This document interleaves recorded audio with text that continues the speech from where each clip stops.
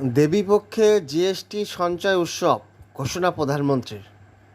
দেশবাসীর উদ্দেশ্যে বার্তায় স্বদেশি পণ্যের উপর জোর।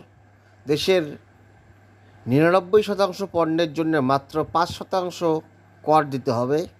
সোমবার থেকে জিএসটি সঞ্চয় উৎসব, স্বাধীন ভারতের সবথেকে বড় ট্যাক্স সংস্কার ঘোষণা দেশের প্রধানমন্ত্রীর।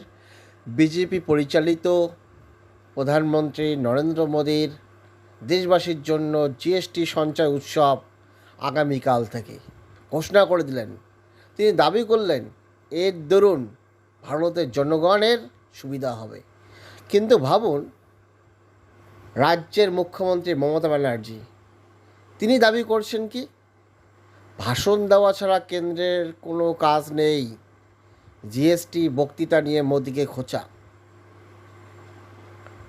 তাহলে আমরা ভারতের জনগণ, পরবর্তীতে আমরা রাজ্যের জনগণ।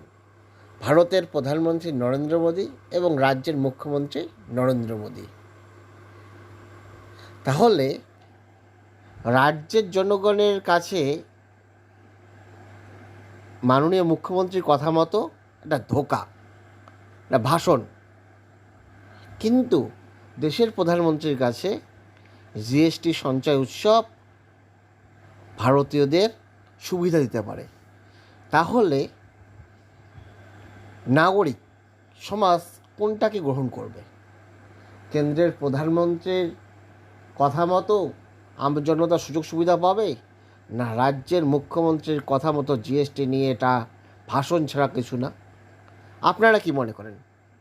এই দুইয়ের মাঝখানে থেকে সত্যিই কি আমজনতা সুযোগ সুবিধা পাবে কি পাবে না? কমেন্টে জানাবেন। ধন্যবাদ।